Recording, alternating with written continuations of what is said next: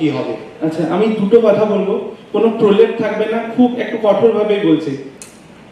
রাইসে পড়ছো এখন, ওয়েস্ট বেঙ্গলের মতো জায়গাতে বাবা মা রাইসে রেখে পড়াচ্ছে, তোমরা কিন্তু মানে 100টা স্টুডেন্টের মধ্যে 1 থেকে 2 নম্বর লাকিয়ে স্টুডেন্ট যারা কিন্তু এরকম একটা ইনফ্রাস্ট্রাকচার পাচ্ছ। তারপরেও যদি চাকরি না পাও, এক্সকিউজ কিন্তু দিতে পারবে না।